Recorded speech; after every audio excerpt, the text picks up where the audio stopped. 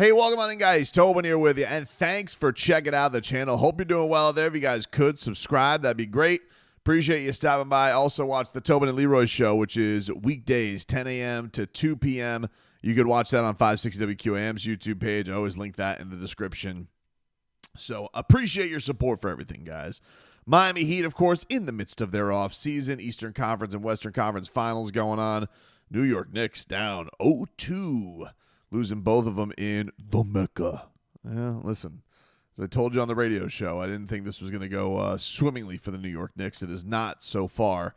Tyrese Halliburton has, of course, been sticking daggers there with Pascal Siakam. Monster game for him in Game 2. So we're, of course, looking at how can the Miami Heat get to this level? How can they get back into the fold with all of this? And in the last one of the last videos I did, the one talking about Nikola Jovic and those monster Serbian gains, bruh. We talked a little bit about one of the ideas that I would like would be going after Zion Williamson. But I will say it has been pretty quiet on the Zion Williamson front. And then I look on Instagram today, and Zion Williamson, this dude has been Mr. Pelican this offseason. I will say that. That is one of the things that's been interesting. Now, it may be an okie doke. It may just be keeping things up for appearances. We know that all too well down here after this past season. But I guess it's Joe Dumars' birthday, and I mean Zion Williamson today on his Instagram account is wishing Joe Dumars a happy birthday, or reposting the Pelicans wishing Joe Dumars a happy birthday. And I was like, wow, that's definitely new.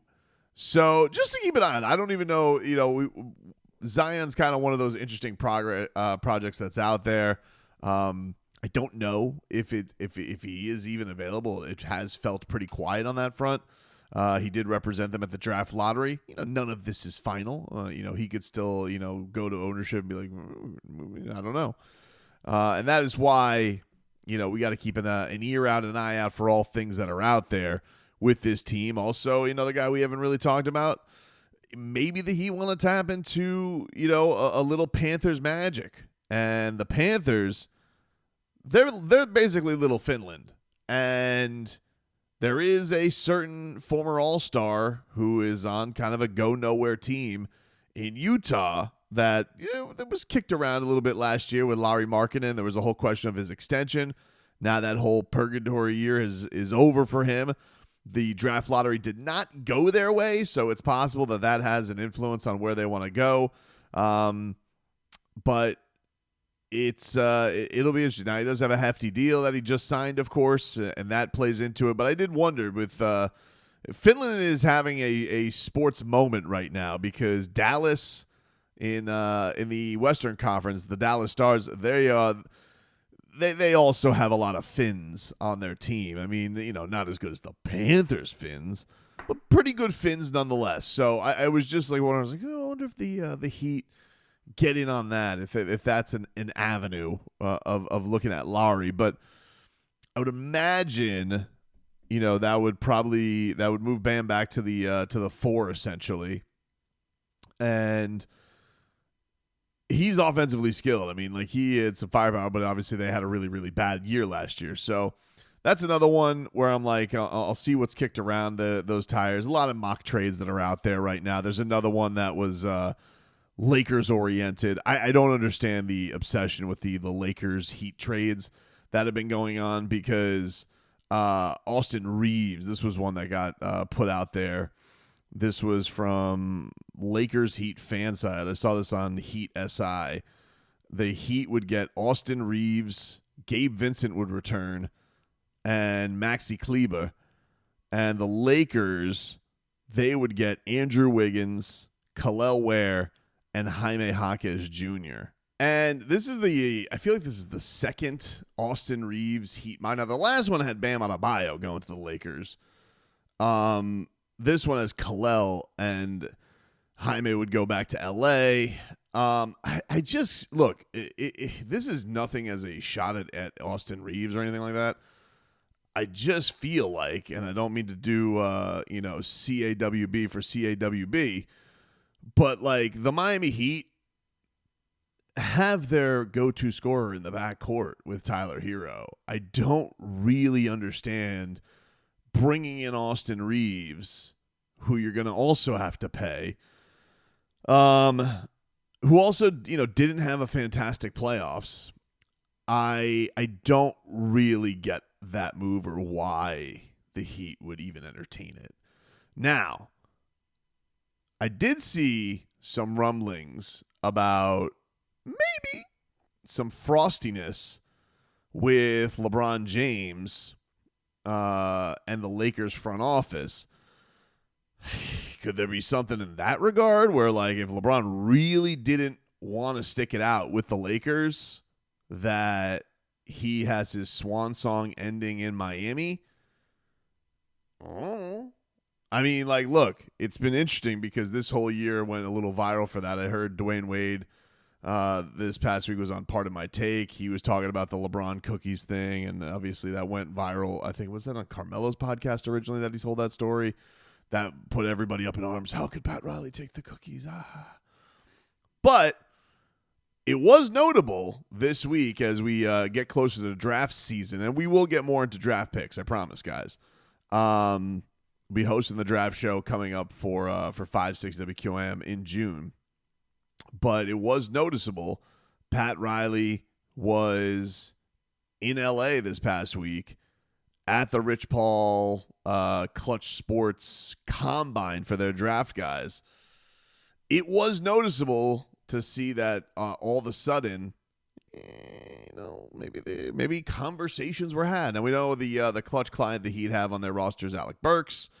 Pros Pro this year, Alec Burks. It would be nice if, and I don't know what the future of Duncan Robinson is going to be for the Heat. So the Heat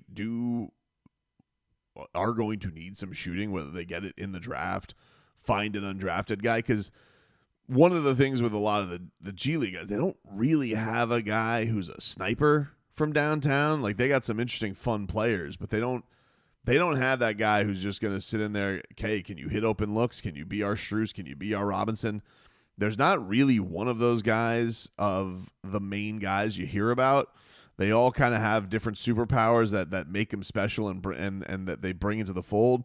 And I am curious is to see, like, what does that mean for who's going to take a step up for this team, and do any of these guys really find themselves steady and in the rotation this year for the Miami Heat? Because, as we mentioned, Gabe Vincent, that was like a very noticeable thing with Gabe, is Gabe was around the Miami Heat, especially the bubble team, and then slowly but surely, like, worked his way into the rotation, worked his way at times into a starting role, and so that has been such a vital part of this organization. And it was one of the things that I honestly found annoying with Bernie Lee's comments about the Miami Heat and, like, this whole thing, oh, Jimmy carried these undrafted guys. It's like, look, the Heat did a good job of finding talent, just because other guys don't recognize. And I find that strange to come at the Heat for that, because one, man, they took a lot of pride in that all of these guys, and Jimmy included, was not a lottery guy. He was a late first-round draft pick. Bam Tyler, middle draft pick guys. Goran, not a high draft pick. A lot of undrafted guys on that team. And it was looked upon as like, oh, man. It's like, well, okay, so you're just saying that only drafted guys got – how many guys in the lottery bust and don't do anything? So I just thought it was kind of a weak-ass argument. Like, dude, the guy who owned that series was drafted in the middle of a Taco Bell commercial in Joker. So I just say all that in that, like, the Miami Heat having success with undrafted guys, I will never understand people looking at that as a bad thing. In a salary cap sport, if you could find gems all over the place, yeah, do guys who are undrafted, do they have some warts somewhat? Yeah, probably. Injury past, an age, maybe something didn't work out at a school. Like, there's usually reasons that things don't go right the first time around. But you never know what those journeys are. Like, for Udonis Haslem, had to go to Europe. For Duncan Robinson was a D3 player who went to Michigan. Was Max Strus injuries, Gabe Vincent injuries. Keshad Johnson, a guy I'm a huge fan of, went from a place, I believe, San Diego State, and then ended up at Arizona. Was a role guy there. But I think the thing that's interesting is like that's become a thing as well, is like guys in the NBA who are making it, who had good roles in college because they perfected that roles. Pelle had a lot of that last year, and I thought a lot of the ferocity that he brought to the table, was noticeable. That was such an interesting strategy that Adam Simon and the front office used to go get players in the second round, and then getting a guy in Keshad who they didn't think that was going to be there in the second round for them. So, looking at these handful of guys who they had last year, like who is the guy that will pop in this next year and really make an impact for them and really go out there and be able to do something for them this next time around? Because they're all, most of these guys are around the same age, or are looking at a spot where it's like, all right, if they don't jump this year, then I don't know when that's going to be for them, because they're all around 23, 24, being at the age that they are, and it will be an interesting thing to check out. So if you look at it all though, and you see like the main characters of all this, because Kalel, if he's on the team next year, we know he's a starter. So having this conversation with him is pretty pointless. He kind of deserves his own little box.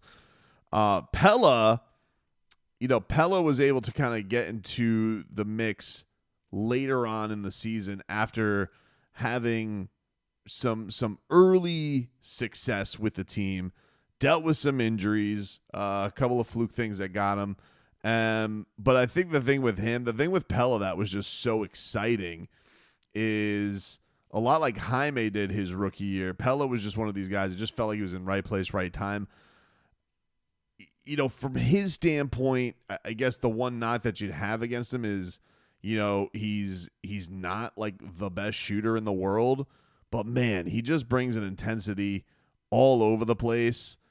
Seems like he just flies around, can make great cuts, will get extra possessions for the Miami Heat, will defend his ass off.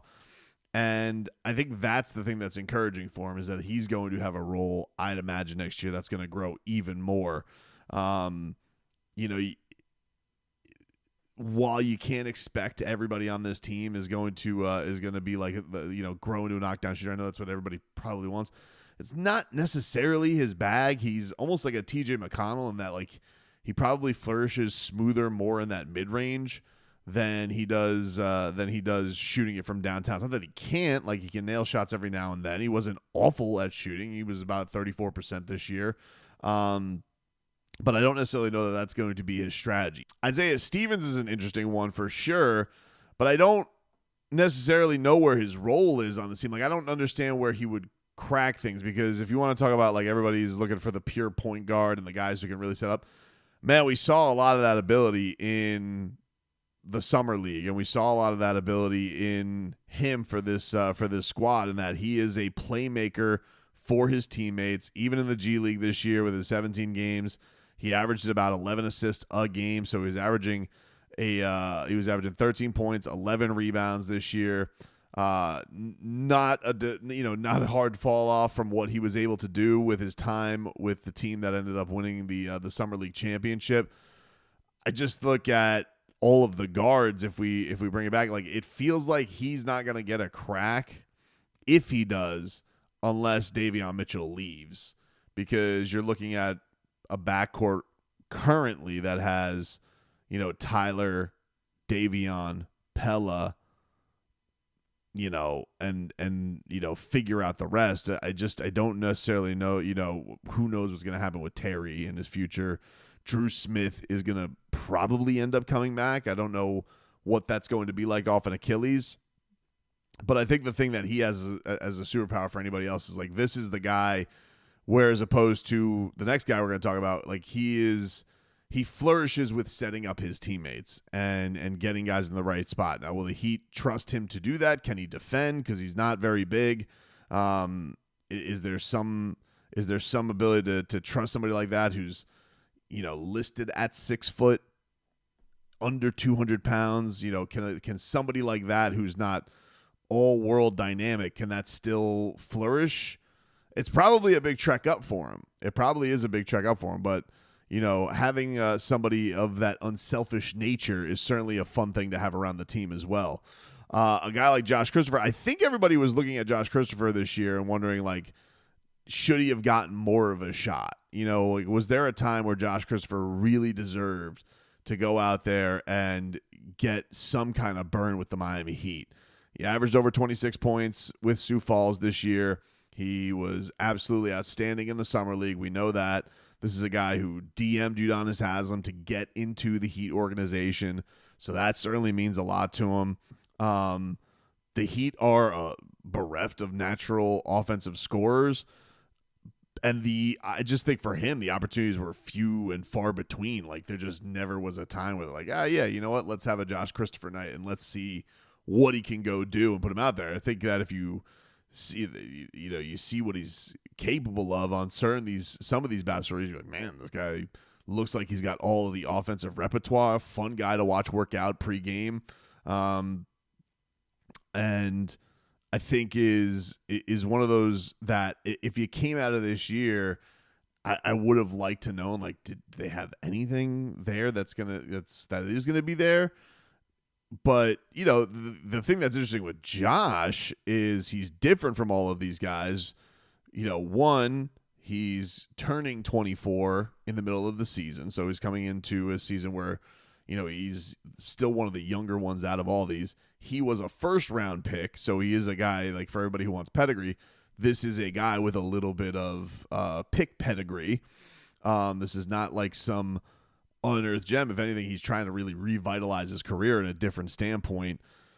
So I just think for the Heat, in an ideal world, can this guy create his shot? Can he make something for himself? Yeah, they do need something like that, but we just really don't know if he's somebody who has that in him other than on some Sioux Falls, G League abilities. But he certainly filled it up in the G League. We saw what he was capable of in Las Vegas.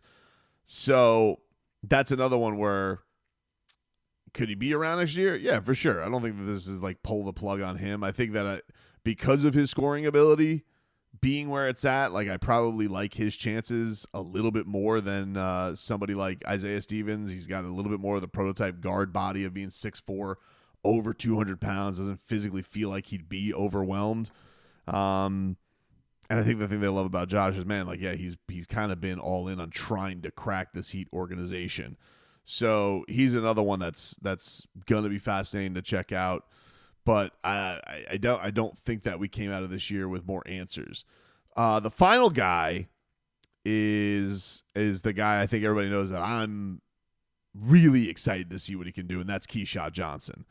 Keshad Johnson, to me, reeks a lot of like what the Heat are looking for in a project, like just off the charts athleticism. This guy is like a show to watch him dunk. You remember that one Pelicans game where, like, you're just like, whoa, this dude has like so much spring in his step and what he's able to do. I think obviously anytime you have a guy who's going to be on the wing, you wonder, like, is he going to be a capable enough shooter to produce for the Heat? In Sioux Falls this year, he was about a 40% three-point shooter on just under 4 attempts a game. He averaged over 21 points. He averaged almost 2 steals a game. And I just think of like that wing body, Caleb Martin arc, vibes from the team. I think everybody likes to look at him. I watched like a lot of this guy's routine that they put him through, a lot of the similar stuff that they did with Nico, of trying to get him comfortable shooting in different spots, of guys finding him on certain things. And certainly, if he is able to use those steals and turn it over, like, just get out of his way and, put on a dunk show for the team. And, just the measurables of him as well. Like, yeah, a little bit older, but is, 6'8", built like a tank. I just, doesn't look like he's going to have a body that's is going to be intimidated by anyone. He's going to turn 24 in June. And from my standpoint, I think that's the guy where I'm like, all right, if there's always going to be a role for somebody, especially, I don't know if Wiggins is going to be back,